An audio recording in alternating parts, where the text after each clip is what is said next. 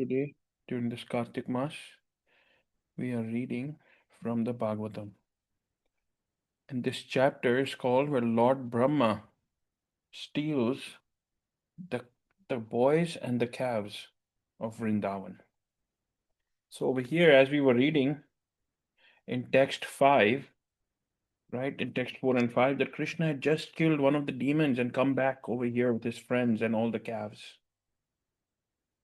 Right? From the mouth of Aghasur, Krishna had just saved them. Over here, Krishna, every single day, not a day goes by when there's no problem for Krishna. Who is Krishna, the Supreme Personality of Godhead?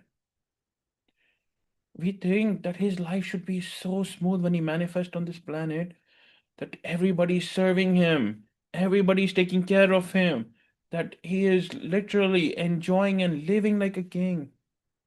But what is going on? Every day or another, one other demon is coming. Over here, it is said that Krishna literally just saved them from Aghasur, right? And brought them out to the bank of the Yamuna.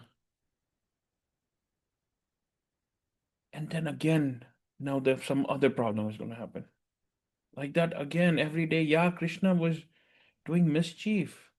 But you will see even over here, Krishna was over here every day trying to solve whatever problems were coming, whatever the demons were bringing his way.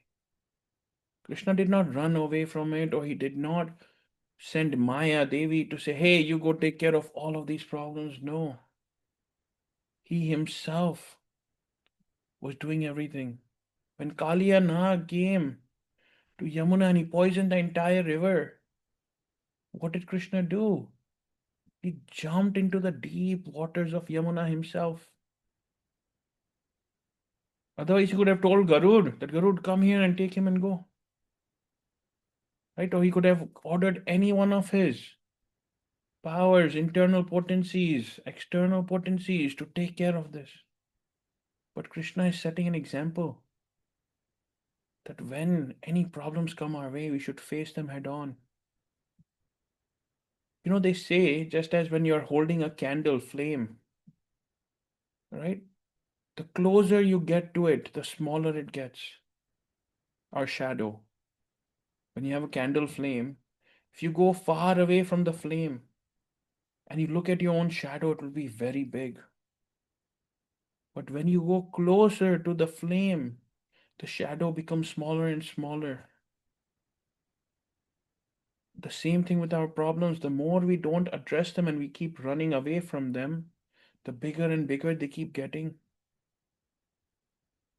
But if we approach them head on, right, they will be in our control. Krishna will give us that intelligence, that knowledge of how to solve those problems. So over here in text 6, right, we had read text 4 last. Sorry, so this is last. This is text 5. We had finished reading up to text 4. So in text 5, over here, Sukhdev Goswami Maharaj says, my dear friends, just see how this river bank is extremely beautiful because of its pleasing atmosphere. And just see how the blooming lotuses are attracting bees and birds by their aroma. The humming and chirping of the bees and birds is echoing throughout the beautiful trees in the forest. Also, there are sands. Also, here the sands are clear and soft. Therefore, this must be considered the best place for our sporting and pastimes. Right? So, Krishna is describing how this land of Vrindavan was so beautiful. It was filled with lotuses, blooming lotuses. Today, over here, when we offer even single lotus flower to Krishna, right, the whole atmosphere, the whole altar, they look so beautiful. But over there were hundreds and hundreds of lotuses blooming, right? And Krishna was describing how Vrindavan was at that time. Today, when we go there, we think, oh, this is so dirty, this is so bad. Over here, there is, dirty water everywhere, there is garbage everywhere. But all of the sadhus, the saints, the elevated souls, what they are able to see is actually that real Vrindavan which was present 5,000 years ago. They cannot see this dirt, this dust, or the garbage, or the pollution, or anything. They can still feel that same energy, that same positivity, that same kingdom, that same land that was there during the time of Sri Krishna. So, to a common person, when we go there, we think that it's a regular piece of land because that's how all of India looks. That is not the case. Vrindavan is completely different. Right? Once there was a devotee of Banke Bihari. He had brought a very expensive ittar. Right? He brought a very expensive ittar. And as he was going, he saw a sannyasi, a saint sitting over there. The saint called him and asked him, "What are you doing? What do you have?" He said, "I have ittar." He said, "Give it to me." Right? So the businessman also that was there, he thought maybe this must be, he must be a devotee of the Lord. So maybe he's asking for some reason to serve his deities or Krishna. First he hesitated. Then he said, okay, maybe Krishna is coming in this form and asking for this. So he gave that ittar bottle to that sadhu. And as he began walking then towards the Banke Bihari temple, right, he looked back, he turned back and looked. Sometimes we do that, right? When we give something to someone or something happens, we turn back and look what they're doing with it or anything. So at that time, that sadhu opened that expensive bottle of ittar and literally began to pour it on the ground. It seemed as if it was just falling and going to waste on the ground. The businessman became so upset. He started yelling at that sadhu that, "What are you doing? This is such an expensive ittar. Do you know what is going on?" The sadhu didn't respond. He just sat there with his eyes closed. Then the devotee gave up and he said, "Okay, what can I do now? You already wasted it." Then so he entered the Banki Bihari temple. When he entered the Banki Bihari temple, the entire temple had the beautiful fragrance of that same ittar that the businessman, the devotee had brought. And he was stunned.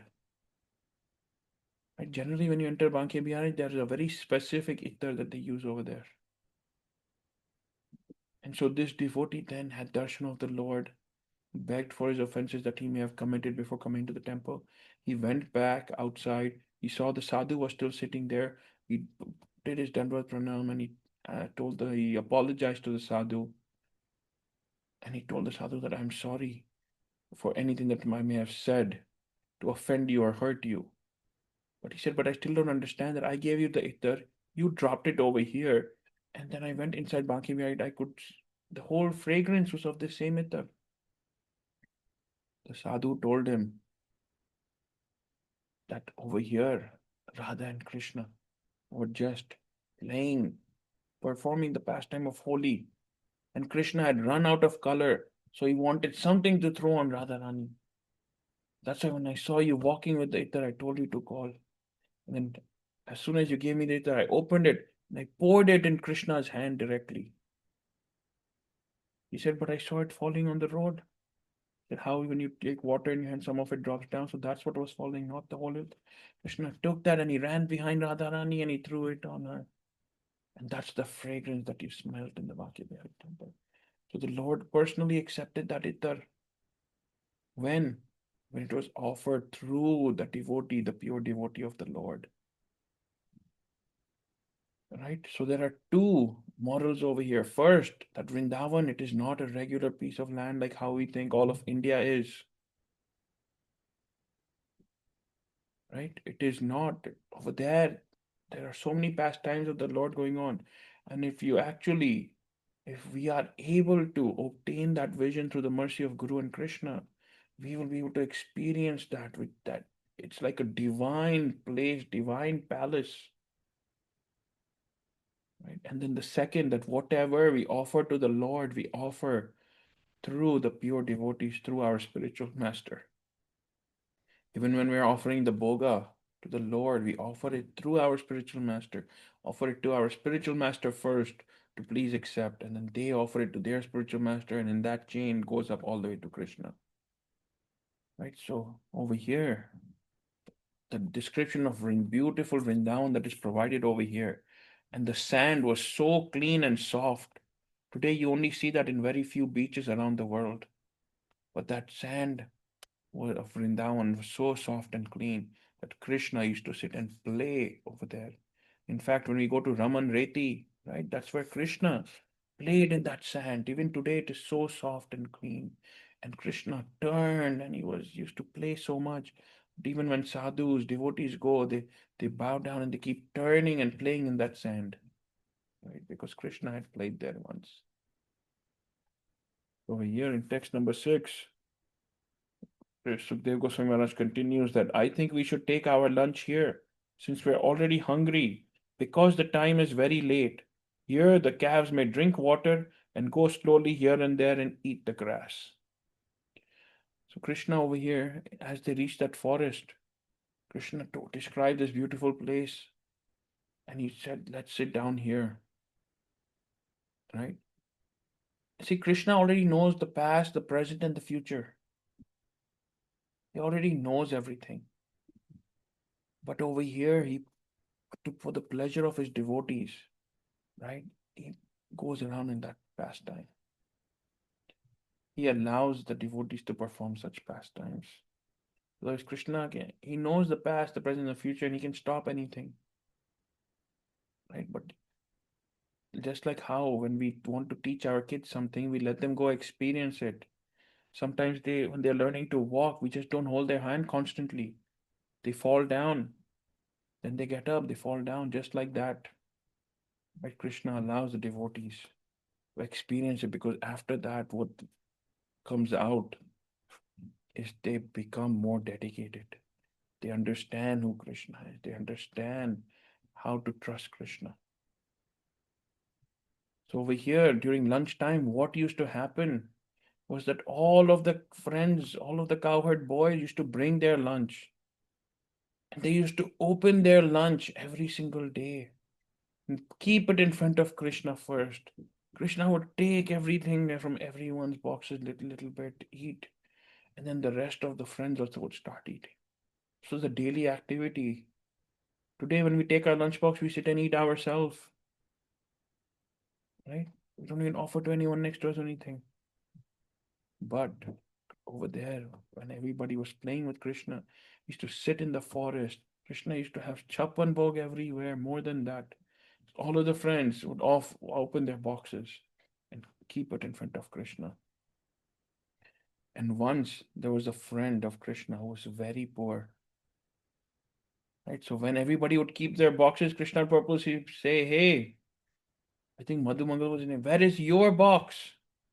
And he will say, no, today I'm not hungry, so I didn't bring a box. Krishna knew that they didn't have the resource. He said, okay, come here. You also sit and eat a little bit with me. He said, no, I'm not hungry. Krishna used to force him and make him eat. And that boy, that Madhu Mangal, used to have this wish inside him that one day I want Krishna to come to our house and I want to make him eat something. But they were so poor that even at home, they would eat rotis that were few days old. They never had proper vegetables, nothing. So one day they were playing, and Krishna told Madhumangal, let's go to your house. I want to go eat something. What has your mom cooked today? Madhumangal knew that there was not much resources at his house. So he got home. He was happy that Krishna was there, but he asked his mom, is there anything we can offer to Krishna or give him something to eat? Mother said, no. I had these rotis in that were 3-4 days old that we all ate in the afternoon, and that's it. But she said, wait, but there is little bit chas that I have saved and kept. but it is few days old again. The friend saw it and he thought this is so bad that Krishna should not be having this, right? But he knew if Krishna saw it, he would drink it. So what did he do? He drank the whole chas himself. And Krishna saw that. Krishna told Madhumangal, what are you doing? I'm hungry. Give me something. Saying, Krishna, but I'm sorry, we don't have anything over here. Then Krishna asked him, what are you doing? What are you drinking? He said, no, no, this is very old chas. You cannot drink this. This is not even good. It smells. It is not good for you to drink. You won't even like it. Krishna said, no, no, give me some. And he began to run towards Madhumangal. And Madhumangal was trying to finish that whole chas from the pot literally before Krishna could come to it. And he began to drink that fast. And he finished the chas. When Krishna got there, he saw the pot. It was empty. And Krishna said, what did you do? Why didn't you give me a little bit? I wanted to try some. He said, no, no, Krishna, it was so bad. It was a few days old. I didn't want you to have this. You are the son of Nanda Maharaj. You have 9 million cows in your home. You have such pure yogurt and chas and lassi at your home. But how can you drink this stale chas over here, buttermilk, this stale buttermilk? How can I let you drink over here? But now Krishna was there and he wanted to have something from Madhumangal's house. So, when you drink the chas, and sometimes on the lips, some of the white, the buttermilk that gets stuck over there. Krishna said, you don't want to give me from the pot? He took his finger and he wiped it on top of Madhumangal's mouth and he ate that and he licked his fingers and drank that. And Madhumangal had tears coming from his eyes. Because Krishna knows how sincere we are, what is our vow towards Krishna. He understands and knows everything. And he knew that how strongly Madhumangal felt that he wanted Krishna to come and have something in his house. Every day he could not take food and go because his parents did not have the resources to provide for that. But Krishna fulfills every devotee's desire, just like he fulfilled Madhumangal's desire. Right. So over here, Krishna and his friends are now stopped for lunch and they're eating lunch over here. Right. Then we will continue tomorrow. And then we will read text 7 and 8 from there. We'll end here. Before we end, we'll chant Hare Krishna, Krishna Krishna, Hare Hare, Hare Ram, Ram Ram, Hare Hare, Hare Krishna, Krishna Krishna, Hare Hare, Hare Ram, Ram Ram, Hare Hare, Hare Krishna, Krishna Krishna, Hare Hare, Hare Ram, Ram Ram, Hare Hare. Shri Shri Radha Vrindavan चंद्र बिहारी लाल की जय। राधा दामोदर जी की जय। जगन्नाथ बलदेव सुभद्रा महारानी की जय। गौरनिताय की जय। जय जय श्री राधे, जय जय श्री राधे, जय जय श्री राधे। हरे कृष्ण।